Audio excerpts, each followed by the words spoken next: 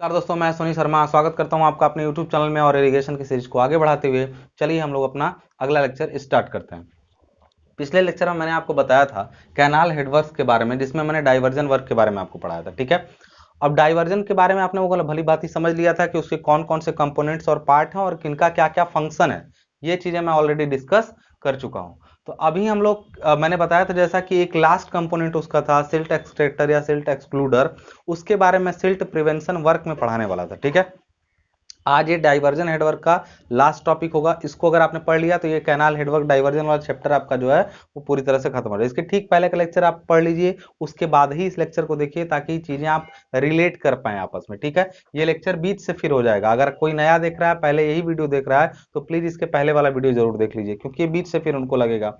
ठीक है, तो हमने बताया था कि जब कैनाल को निकाला जाता है किसी नदी से, तो उसके सिरे पर जो व्यवस्था की जाती है उसको हम लोग हेडवर्क डाइवर्जन वर्क कहते हैं। और हेडवर्क डाइवर्जन वर्क के जितने कंपोनेंट थे उनका डिस्कशन हमने ऑलरेडी कर रखा है। ठीक है, उसमें जो मेन कंपोनेंट था, major component was weir and barrage. ठीक है, जो वियर था वो अपस्ट्रीम में पानी के लेवल को बढ़ा दे रहा था, और वो पानी का लेवल बढ़ने की वजह से पानी डाइवर्ट हो जा रहा था किसकी तरफ, कैनाल की तरफ। ठीक है, उसके बाद हमने कई सारे डिवाइडिंग वॉल के बारे में, फिश लैडर या बहुत सारी चीजों के बारे में डिस्कस किया, और लास्ट में मैंने सिल्ट प्रिवेंशन वर्क के बारे में डिस्कस करने को आपको बोला था। लेकिन उसके पहले हम लोग वियर जो होता है उसके टाइप के बारे में समझ लेते हैं कि वियर कितने टाइप के होते हैं, और उनका कई बार क्लासिफिकेशन आपके एग्जाम में देता है कि how many types of weir are there in your syllabus, और या फिर आप वियरों के कितने प्रकार के बारे में जानते हैं। ठीक है ना, उनके बारे में बात कर लेते हैं। तो क्लासिफिकेशन ऑफ वियर, मैंने वियर का जब डेफिनेशन दिया था,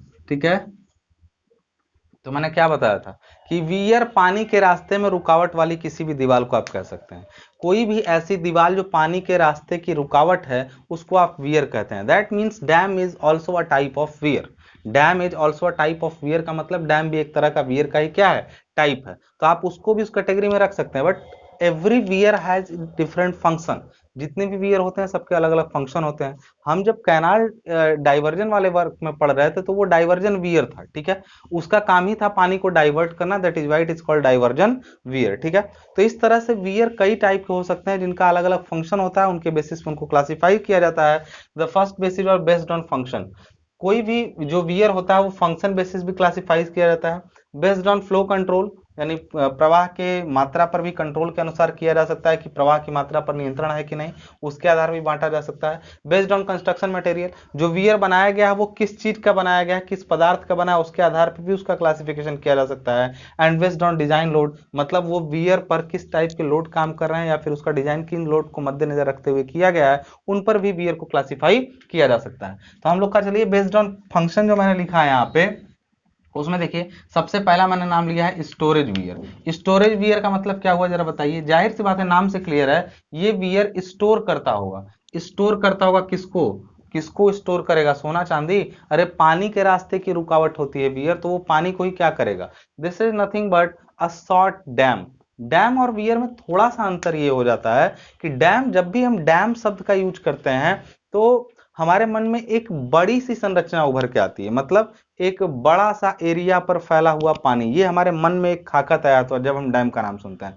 तो dam is a bigger project and it is relatively smaller project. ठीक है ना, तो जो स्टोरेज वियर होता है वो भी एक तरह की पानी की दीवार, वो एक दीवार होती है वियर की। अच्छा, वियर में एक चीज फिक्स है, और जो major difference between dam and weir is कि वियर के ऊपर से पानी होके बह सकता है और डैम के ऊपर से कभी पानी नहीं बहता है। It is quite clear thing.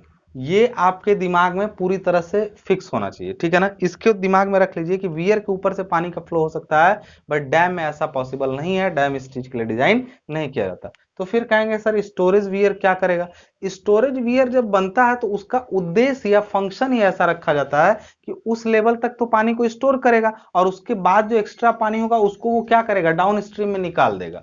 तो चलिए वो ठीक है, वो एक तरह से ऊपर पानी का लेवल ही बढ़ा रहा है, बट फंक्शन इज, वहां पर उसका उद्देश्य या ऑब्जेक्ट क्या रहा होगा, पानी को स्टोर करना। दैट इज वाई उसको हम लोग स्टोरेज वियर कहेंगे। स्टोरेज वियर क्या करता है, एक शॉर्ट डैम की तरह काम करता है जो पानी को कुछ समय के लिए इकट्ठा कर सकता है। ठीक है, हालांकि उसके ऊपर से भी पानी होकर बहेगा, लेकिन कुछ जो उसके ऊपर जाएगा वो तो, जो वहां तक रहेगा उसके लेवल तक वो तो स्टोर होगा। तो ये आपको समझ में आ गया होगा, it is nothing but a short dam और स्मॉल डैम, ठीक है। ओवरफ्लो वियर क्या होता है?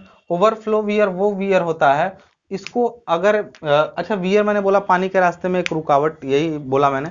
तो जब कोई डैम बनता है बहुत ज्यादा, मैंने बोला कि कोई डैम है, सपोज करिए this one is a dam, ये डैम आपका है, ठीक है, और इसमें पानी का जो फुल सप्लाई लेवल है या फुल लेवल है पानी का, वो ये लेवल पर जा सकता है, ठीक है। और इसके ऊपर अगर आप पानी, सपोज करिए ये डैम है इस टाइप से, ठीक है, अगर इसके ऊपर पानी जाएगा तो ये प्रॉब्लमेटिक हो जाएगा, डैम इस फंक्शन को पूरी तरह से परफॉर्म नहीं कर पाएगा।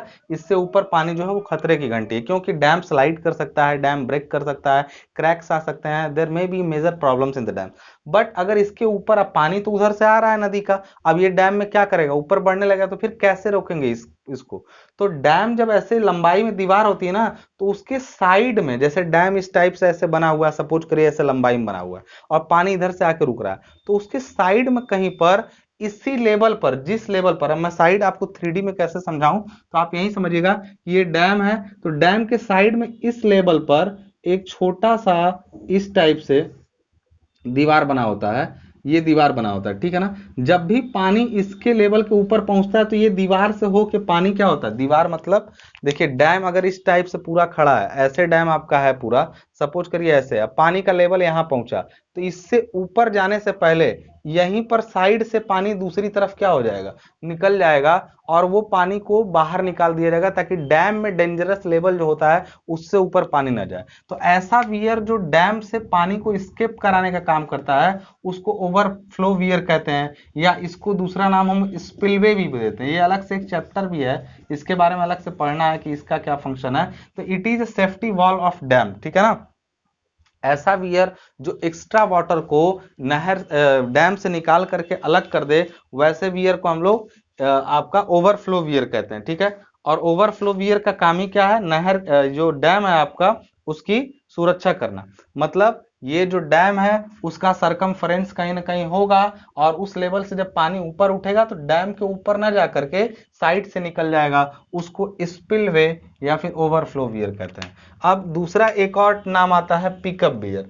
पिकअप बियर का मेन काम क्या है भाई, ये भी पानी के लेवल को बढ़ाता है, ठीक है ना। मतलब वियर का तो वैसे काम ही है कि आप स्ट्रीम में पानी को लेवल को बढ़ाना, लेकिन इस चीज का यहाँ पर ध्यान रखिए। अच्छा, एक डाइवर्जन वियर हुआ, एक पिकअप बियर हुआ, ये दोनों लगभग एक ही है, लेकिन पिकअप बियर में और इसमें अंतर क्या है, जैसे ये वियर बना तो इसके ऊपर अब पानी होके बहेगा, यहां तक तो पानी उठ गया। अच्छा, नदी सिंपली इस लेवल पे जा रही थी, नदी सिंपली इस लेवल पर जा रही थी, देखिए, लेकिन रास्ते में वियर आने से पानी का लेवल यहां तक बढ़ गया, ठीक है।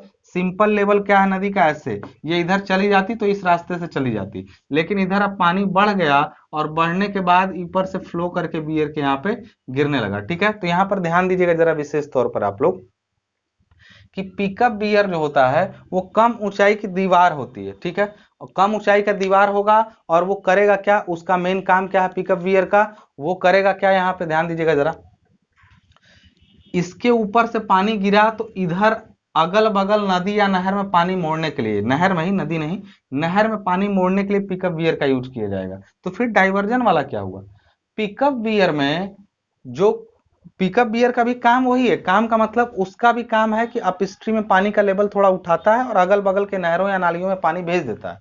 लेकिन वो उस पर एक, जैसे कैनाल के हेडवर्क पर बहुत सारी अरेंजमेंट की गई थी, जैसे आपका फिश लैडर बनाया गया था, डिवाइडिंग वॉल बनाया गया था, सिल्ट प्रिवेंशन वर्क किया गया था, ये सब नहीं किया जाएगा। मतलब इसका काम क्या है मेनली, ये केवल सिंपली एक दीवार होती है जो डाइवर्ट तो करती है, जो डाइवर्ट तो करती है पानी को, लेकिन उसके हेड पर कोई खास वर्क नहीं होता है, जैसे कि नहर को सिल्ट में जाने से रोकने का काम इस पर नहीं होता है, या फिर डिवाइडिंग वॉल या स्टील पॉन्ड या फिश लैडर, इन सब की व्यवस्था नहीं होती। बस क्या होता है कि जब यहां से नदी निकली, तेजी से नदी निकल रही है, जगह जगह पर छोटे छोटे वियर बना के अगल बगल वियर बनेगा, पानी रुकेगा, अगल बगल जाना शुरू करेगा, बस इसका इतना ही काम है। जबकि जो फोर्थ नंबर का ये डाइवर्जन वियर है, डाइवर्जन वियर का मेन काम क्या है, इस पर ये पानी को डाइवर्ट करता है और साथ साथ इसके साथ में बहुत सारी एक्स्ट्रा चीजें लगी होती हैं जो कंट्रोलर का काम करती हैं। कंट्रोलर मतलब जो भी सिल्ट वगैरह का व्यवस्था होता है, मेन हमारा मेजर प्रॉब्लम सिल्ट है, नहीं तो हम रोक के सीधे पानी भेज देते। लेकिन नदी का पानी जब जाएगा नहरों में तो बहुत सारा सिल्ट लेके जाएगा और उन सिल्ट को निकालने की व्यवस्था भी डाइवर्जन वियर पर होती है। पिकअप वियर में ऐसा कुछ नहीं होता है, ठीक है। अब ये आपको फंक्शन इनका समझ में आ गया होगा। फंक्शन मतलब ये क्या काम करते हैं, ये स्टोर करता है, ये जो डैम होता है उसको सेफ्टी देता है, उसमें से एक्स्ट्रा पानी निकाल के पिकअप बियर डाइवर्ट करता है, लेकिन कोई ज्यादा इसमें हेडवर्क नहीं किया जाता है। जबकि डाइवर्जन बियर में specially design for canal, main canal, ठीक है ना। समझ में आ गई कि चीज, इसके बारे में तो डिटेल में कल ही डिस्कस कर चुके हैं। अब बेस्ड ऑन फ्लो कंट्रोल मतलब कोई बियर ऐसा होता है जिसमें फ्लो पर कंट्रोल होता है और कुछ बियर ऐसे होते हैं जिनमें फ्लो पर कंट्रोल नहीं होता। तो आपको मैंने कल ही बताया था कि वियर जो होता है सिंपल, अब वियर बैराज इसमें दो बातें हैं, ठीक है। ऐसी दीवार या वियर जिसमें फ्लो पर कंट्रोल होता है वो होता है बैराज। बैराज में मैंने कल आपको जो बताया था उसमें फाटक लगे होते हैं, जितना चाहे पानी आप डाइवर्ट करें और जो पानी की आवश्यकता नहीं उसको डाउन स्ट्रीम में फाटक उठा करके निकाल दीजिए। कल का वीडियो जरूर देख लीजिए, बार बार कह रहा हूं।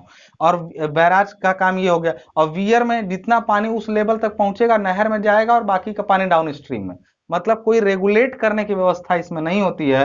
वियर में नो रेगुलेशन होता है, कोई नियंत्रण नहीं होता है, कोई आपका कंट्रोल नहीं होता है इसमें, ठीक है ना, रेगुलेट नहीं हो पाता है ये, ठीक है। जबकि इसमें रेगुलेशन की व्यवस्था होती है, पानी के फ्लो पर कंट्रोल होता है, ठीक है। ये सब मैं कल ही डिस्कस कर चुका हूं, ठीक है। अब बेस्ड ऑन कंस्ट्रक्शन मटेरियल हो गया। कंस्ट्रक्शन मटेरियल के आधार पर वियर का वर्गीकरण। कंस्ट्रक्शन मटेरियल के आधार पर या तो मैसोनरी वियर हो सकता है, रॉकफिल वियर हो सकता है, या कॉन्क्रीट वियर हो सकता है। मटेरियल के मैसोनरी वियर आपको पता ही चल गया होगा कि मैसोनरी से बना होगा। कैसे मैसोनरी से बनेगा, और मैसोनरी वाले में दो टॉपिक हैं इसमें, कौन कौन सा, वर्टिकल साइड और स्लोपी साइड। इसको मैं मिटा दे रहा हूं, इसका जरूरत खत्म हो गया है। यहीं पे समझ लेते हैं इनको क्या क्या। मैसोनरी का जब बनता है तो वर्टिकल साइड, मैंने कल कहा था कि जब कोई बियर ऐसे है मान लीजिए, तो जाहिर सी बात है यहाँ पे नीचे चौड़ा बनाया जाता है, ये काफी नीचे, ये काफी चौड़ा बनाया जाता है। सपोज करिए कि ये ऐसे बनाया गया, ठीक है। ऊपर शटर लगा है ऐसे, पानी इधर से बढ़ता हुआ, देखिए नीचे इतना चौड़ा क्यों है, क्योंकि नीचे प्रेशर ज्यादा होता है पानी का, ठीक है। ये यहाँ पे गया, ठीक है, यहां तक पहुंच गया। तो ये साइड इसकी देखिए, साइड में वर्टिकल है ना, वर्टिकल है। अब अचानक पानी इस पर ड्रॉ जब करता है ना, यहां से गिरता है तो काफी झटके से गिरता है और इसके क्षतिग्रस्त होने की या खराब होने की संभावना ज्यादा होती है। तो इसको ऐसा ना बना करके यहीं से अगर इसको स्लोपी बना दिया जाए, स्लोपी मतलब इस टाइप से स्लोपी इसको गिराया जाए पानी को, तो देखिए इस पर ओवरफ्लो हो रहा है तो भी स्लोप के साथ जा रहा है। तो हमेशा ये ध्यान रखिएगा कि वर्टिकल साइड भी हो सकता है वियर, देखिए वर्टिकल साइड वियर भी हो सकता है या स्लोपी साइड भी हो सकता है, ठीक है। तो वर्टिकल साइड मतलब अगर इस टाइप से वर्टिकल साइड आप रख रहे हैं, वर्टिकल साइड रहे हैं कि इसके ऊपर से पानी गिरा और ड्रॉप हो गया, तो भाई कम ऊंचाई के लिए तो ठीक है, मतलब लेस देन 3 मीटर है या अप टू 3 मीटर है तब तक तो ठीक है। ये अप टू कर दीजिए, मतलब 3 मीटर तक चल जाएगा। ये अप टू 3 मीटर अगर है आपका, तब तो आप ये डायरेक्टली पानी यहीं से गिरा दीजिए। लेकिन जब ग्रेटर देन 3 मीटर होता है ना, तब आपको उसको कैसा बना देना चाहिए, तब इसके साइड को स्लोपी बना देना चाहिए ताकि पानी स्लोप के थ्रू गिरे और इसके ज्यादा क्षति होने की संभावना ना हो। हम लोग समझ गए कि वर्टिकल साइड क्या होता है मैसोनरी में और स्लोपी साइड क्या होता है, क्लियर है चीजें। अब इसी तरीके से रॉक फिल वियर क्या होता है, अच्छा ये सब मटेरियल के बेसिस पर था, मटेरियल बेसिस ये स्लोपी भी हो सकता है और वर्टिकल साइड भी, depend upon the difference between the level of water, ठीक है ना। अब यहाँ पर लेवल अगर काफी डाउन होता डाउन स्ट्रीम में तब स्लोपी बनाते हैं, अगर डाउन स्ट्रीम में लेवल अप है तो ज्यादा स्लोपी बनाने की जरूरत नहीं है। रॉक फिल वियर का मतलब क्या होता है, जाहिर सी बात है रॉक फिल मतलब रॉक फिल किया गया होगा।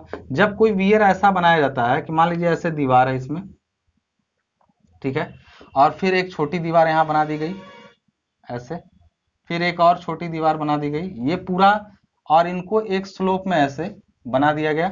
यहाँ पानी का लेवल बढ़ रहा है ऐसे काफी ज्यादा। आप जानते हैं कि वियर का मेन काम क्या है, पानी का लेवल बढ़ा, अब ये पानी ऊपर से करके इसमें गिरेगा।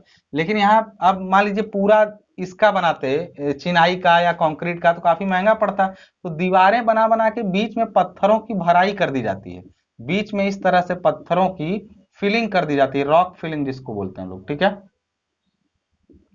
तो रॉक फिलिंग इस टाइप से कर देंगे पूरा, तो इनको हम लोग रॉक फिल वियर कहते हैं, ठीक है।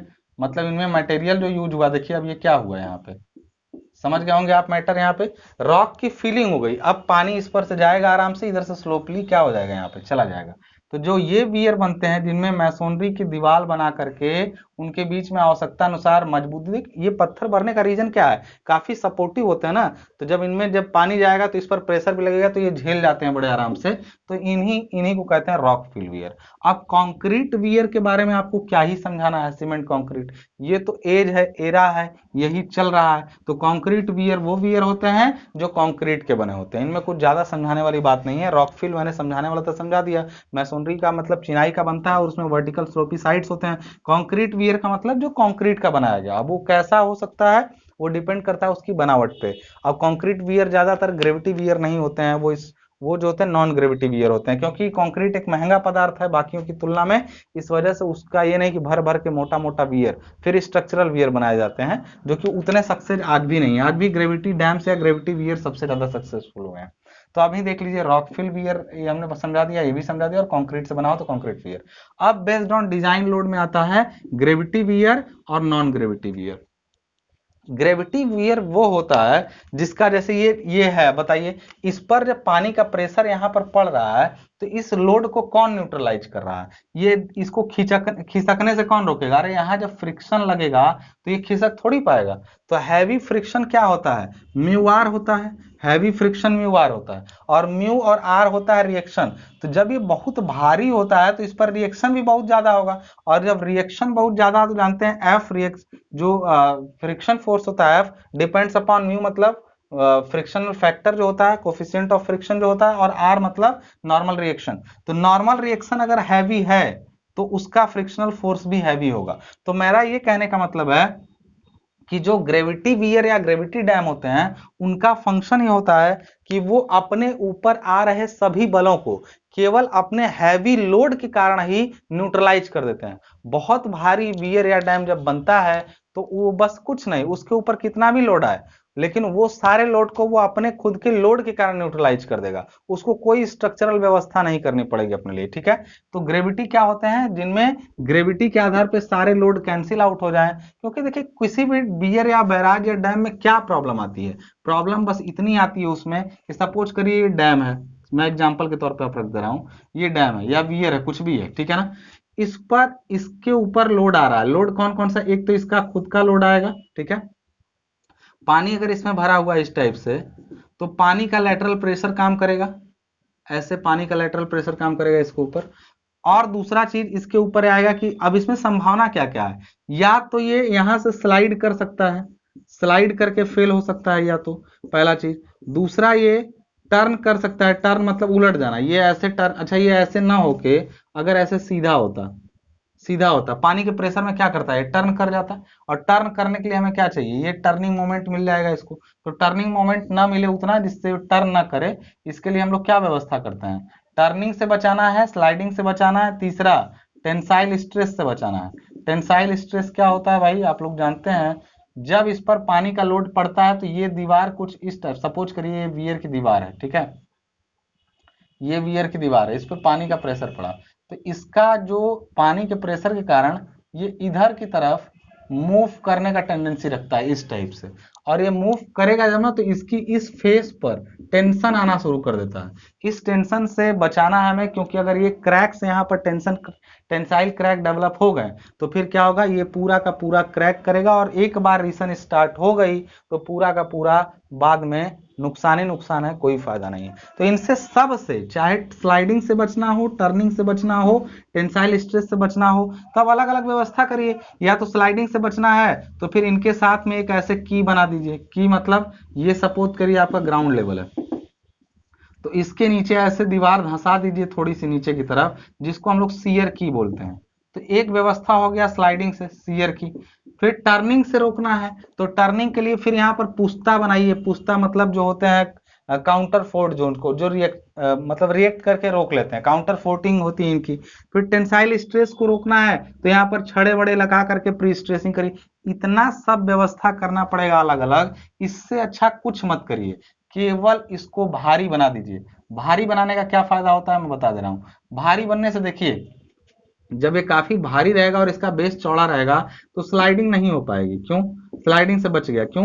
क्योंकि अब स्लाइडिंग क्यों नहीं होगी? क्योंकि इसका भारी होने की वजह से, पहले हल्की थी तो आर कम था, मतलब नॉर्मल रिएक्शन कम मिल रहा था जिससे स्लाइड कर जाता, लेकिन अब आर इतना ज्यादा है कि नॉर्मल रिएक्शन ज्यादा मिलेगा, म्यू रहेगा, और एफ यानी फ्रिक्शनल फोर्स इतना ज्यादा होगा कि इसको खिसका नहीं पाएगा, स्लाइडिंग वाला कहानी खत्म कर देगा। दूसरा हो गया अब टर्निंग। टर्निंग कब होती है? टर्निंग तब होती है जब ये लोड ऐसे लग रहा था, इसका खुद का लोड ऐसे काम कर रहा था, ये इनका रिजल्टेंट इधर जाएगा। अब अगर ये इतना ही चौड़ी होती पहले की तरह, तब तो इसके बेस से बाहर लगने लगा, ये इसको पलट देता, लेकिन जब आधार चौड़ा करेंगे तो इसका इसके अंदर ही आ जाएगा, आधार के अंदर, और इसकी टर्निंग भी नहीं होगी। केवल लोड बढ़ा रहे हैं, देखिए लोड बढ़ा दिए, ना तो स्लाइडिंग हुई ना टर्निंग। अब रह गया टेंशन का बात। तो टेंशन भी कब नहीं होता है? जब इसका सेंटर पॉइंट जहां पे है लोड का, उससे b/6 से ज्यादा जाएगा तब तो टेंशन होगी। मिडिल थर्ड रूल पढ़े होंगे आप लोग सोम में। सोम में जब सेंटर से अगर कोई चीज 1/6 के, मिडिल थर्ड मतलब बीच के 1/3 हिस्से, 1/3 मतलब b/6 इधर, b/6 इधर, तो b/6 अगर उधर जाएगा ये तब ना टर्निंग होगी, उसके अंदर ही रहेगा तो इस पर टेंशन आएगा नहीं। ये मैंने हल्का हिंट दिया आपको, लेकिन इतना जान लीजिए कि ये डिटेल डिस्कशन मैं सोम में आपसे करूंगा, ठीक है ना। जो लोग मुझसे अलग अलग क्वेश्चन पूछते हैं दूसरे सब्जेक्ट का, भाई वो चीज पढ़ाऊंगा तभी तो बताऊंगा। अब ऐसे डिटेल में इसमें बात करूंगा तो जो डीएसएमएस वाले लोग हैं वो बोर हो जाएंगे, ठीक है। तो ग्रेविटी वियर सबसे सक्सेस क्यों है? क्योंकि इनका लोड इतना ज्यादा होता है, सब टेंशन, स्लाइडिंग और सब टर्निंग सबको ये खत्म कर देते हैं। और नॉन ग्रेविटी वो था जिसमें हर चीज के लिए अलग अलग व्यवस्था करनी पड़ती। I hope types of wear और क्लासिफिकेशन ऑफ वियर आपको क्लियर हो गया होगा। अब हम लोग सिल्ट प्रिवेंशन वर्क की बात करते हैं अपने अगले टॉपिक में, ठीक है ना। चलिए अभी स्टार्ट करते हैं सिल्ट प्रिवेंशन वर्क। ये क्या है? नहरों से सिल्ट निकालने की प्रक्रिया, सिल्ट प्रिवेंशन वर्क। सिल्ट से बचना, प्रिवेंशन मतलब होता है बचना। सिल्ट प्रिवेंशन वर्क क्या होता है आपका? सिल्ट प्रिवेंशन वर्क, अब ये क्या होता है इसके बारे में हम लोग जरा फटाफट समझ लेते हैं, ठीक है।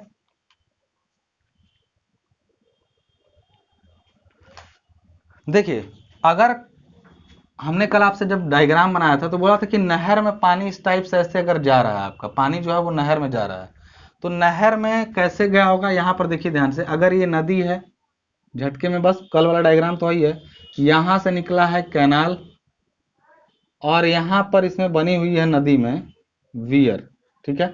वियर बना, वियर में ये सब मैं पूरा डिटेल नहीं बनाऊं, बस इतना बनाऊं कि ये कैनाल में पानी जाएगा, क्योंकि इधर ये अप स्ट्रीम है तो पानी इधर उठ जाएगा, और ये डाउन स्ट्रीम है तो यहाँ पानी चला आएगा। अब कैसे आएगा? अब फॉल बनेगा, मतलब उसमें ड्रॉप करेगा या फिर स्लोपी होगा, वो सब मैंने समझाया, जैसा जरूरत हो वैसा बना लें। कैनाल में जाएगा तो बताइए पूरी की पूरी सिल्ट तो इसमें चली गई, लेकिन हमने क्या किया था? हमने यहाँ पर एक दीवार बनाई थी जिससे पानी इसमें स्थिर हुआ था और सिल्ट नीचे बैठ रही थी। तो हम सिल्ट प्रिवेंशन ही तो कर रहे हैं।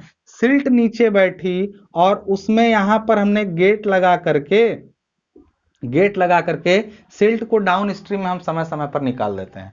तो इस सिल्ट प्रिवेंशन वर्क में दो काम आते हैं। एक आता है सिल्ट एक्सक्लूडर, सिल्ट एक्सक्लूडर मतलब बता रहा हूं अभी मैं, सिल्ट एक्सक्लूडर। दूसरा आता है सिल्ट एक्सट्रैक्टर, एक्सट्रैक्टर, एक्सट्रैक्ट करने वाला, और एक्सक्लूड, एक्सक्लूड मतलब लेंगे ही नहीं, और एक्सट्रैक्ट मतलब होता है अगर आ गया तो फिर निकालेंगे। तो ये है एक्सक्लूडर। ये जो अंडर स्लूस थे ना कल, अंडर स्लूस के बारे में जो हम लोग बात कर रहे थे, अंडर स्लूस कहेंगे। सिल्ट एक्सक्लूडर में क्या है? जो डाउन स्ट्रीम की तरफ सिल्ट को निकालने के लिए अंडर स्लूस गेट लगाए जाते हैं, उन्हीं को हम लोग सिल्ट एक्सक्लूडर कहते हैं। ये नदियों के अंदर जमा हुई सिल्ट को पहले स्टील पॉकेट में नीचे तली में बैठाता है, फिर उनको एक गेट से, अंडर स्लूस वाल्व से नीचे से निकाल देता है, जो डाउन स्ट्रीम में सिल्ट निकल जाती है। नहरों में ऊपर का साफ पानी जो है वो चला जाता है। फिर भी काफी मात्रा में नहरों में सिल्ट चली जाती है, तो करते क्या है? कैनाल में ऐसे आगे गया कैनाल, तो कैनाल में ऐसे ट्रफ्स बना करके छोटी छोटी नालियां, जैसे कैनाल का लेवल सपोज करिए ये कैनाल यहां से ऐसे निकली, ध्यान समझिए इसको। ये नदी ऐसे जा रही थी, पानी उसमें बढ़ा और वो कैनाल में ऐसे गया पानी। इसमें कुछ सिल्ट तो नीचे बैठी थी जो नदी में ही निकल गई, लेकिन कुछ सिल्ट जो नहर में आ गई तो आएगी तो नहर में नीचे जाएगी, और नहर में नीचे ऐसे नालियां बनी हैं, वो नालियां ऐसे जाके आगे टर्न ले ली हैं, स्केप करा दी गई हैं। तो जब भी कोई ऐसा छोटी छोटी नालियां ऐसे बनाई जाती हैं जिनको साइड में स्केप करा दिया जाता है, ये जो नीचे ऐसे बनती है इनको हम लोग स्केप कैनाल बोलते हैं, या स्केप कैनाल बोलते हैं। स्केप कैनाल क्या करता है, इसमें नीचे सिल्ट जो बनती है वो नाली, देखिए अगर ये नालियां ऐसे कुछ ऊपर उठी होंगी, ऐसे जा रही होंगी, कुछ ऐसे नालियां ऊपर उठ करके, अब नहर की ऊंचाई थोड़ी पकड़ लेंगी। आप ये सोचिए नहर इतनी ऊंची है और सिल्ट उसमें गई तो वो नीचे बैठेगी, और नीचे नालियां ऐसे गई हैं, आगे जाके ऐसे टर्न ले ली हैं नालियां, तो सिल्ट उन्हीं में फंस गई ना। अब पानी तो ऊपर से चला जाएगा लेकिन सिल्ट नीचे फंस करके कहाँ जाएगी, तो वो साइड से ऐसे क्या होती है, यहाँ निकल जाती है। तो आपने ये समझ लिया कि सिल्ट एक्सक्लूडर क्या है, ये एक्सक्लूड करता है, मतलब सिल्ट को नहर में जाने ही नहीं देता है। और सिल्ट एक्सट्रैक्टर क्या होता है, जो सिल्ट नहर में चली गई उनको आगे जाके स्केप करा देता है। बात समझ में आ गई। तो आप लोगों को इतना समझ में आ गया होगा कि सिल्ट प्रिवेंशन वर्क में दो चीजें होती हैं। कई बार छोटा सा टिप्पणी लिखने के लिए आ जाता है कि सिल्ट प्रिवेंशन वर्क क्या है, उसके बारे में समझाइए, क्या क्या व्यवस्थाएं करेंगे। शॉर्ट में ये आप मैंने समझाया आपको, थोड़ा सा अपने बुक से पढ़ लेंगे। नोट्स तो इस बार इरिगेशन का नहीं बन पाया, नेक्स्ट सेमेस्टर में जो इरिगेशन लेंगे उनके लिए मैं बनवा दूंगा। बस इतना जान लीजिए कि सिल्ट प्रिवेंशन वर्क में पहले सबसे पहले लिखेंगे कि नहर में, नदी के सिल्ट को नहर में जाने से रोकने के लिए जो व्यवस्था की जाती है उनको सिल्ट प्रिवेंशन वर्क कहते हैं। सिल्ट प्रिवेंशन वर्क में मुख्यतः दो काम किए जाते हैं, पहला सिल्ट एक्सक्लूडर और दूसरा सिल्ट एक्सट्रैक्टर, ठीक है ना। पहला सिल्ट एक्सक्लूडर क्या होता है, नदियों के वियर के दीवार में, जो वियर होती है उसकी दीवार में नीचे अंडर स्लुइस गेट लगाए जाते हैं, उन गेटों से सिल्ट होती हुई डाउन स्ट्रीम में निकाल दी जाती है, क्योंकि स्टील पॉकेट के थ्रू वो उसमें बैठी रहती है ऑलरेडी नीचे, ठीक है। फिर भी कुछ मात्रा में जो सिल्ट चली जाती है नहर में, उनको निकालने के लिए सिल्ट एक्सट्रैक्टर यूज किए जाते हैं। सिल्ट एक्सट्रैक्टर क्या है, ये डायग्राम बनाएंगे, ट्रफ्स बनाएंगे, ट्रफ मतलब छोटी छोटी नालियां जो आगे स्लाइड करा देंगे। और कैनाल देखिए ऊपर से निकल गई है, अपनी कैनाल ऊपर से निकल गई है, और क्यों, क्योंकि पानी ऐसे जा रहा है और सिल्ट इसमें फंस रही है, और सिल्ट फंस करके आगे जाके ये सारी सिल्ट ऐसे जा करके ऐसे निकल जाएगी, और कैनाल उसमें ऐसे, ये सिल्ट सारी इसमें गई और निकल गई, और ऊपर ये नालियां नीचे हैं, कैनाल में नीचे तली में है, और ये ऊपर से पानी इसमें से क्या हो रहा है, निकल जा रहा है। तो आप इनको समझा देंगे, आपको जितने मार्क्स का होगा पूरा का पूरा डायग्राम अगर बना दिया आपने, ये दोनों थोड़ा साफ सुथरा बनाइएगा जैसे कल बनाया था, ये तो मैंने समझाने के लिए केवल बनाया, ठीक है। तो सिल्ट एक्सट्रैक्टर सिल्ट एक्सक्लूडर के बारे में अगर आपसे पूछे तो आप बता दीजिएगा, दिस बोथ आर, ये दोनों आते हैं वो सिल्ट प्रिवेंशन वर्क में आते हैं, ठीक है। यहाँ से कैनाल हेडवर्क डाइवर्जन का आपका चैप्टर 2 लेक्चर में मैंने खत्म कर दिया। अगला टॉपिक में जो है वो क्रॉस ड्रेनेज वर्क पढ़ाऊंगा, क्योंकि इंपॉर्टेंट चैप्टर मैं पहले कवर कर रहा हूं, उसके बाद में जो जरूरत के चैप्टर है उनको खत्म करूंगा। नेक्स्ट वीडियो का इंतजार करिए, मिलते हैं, धन्यवाद।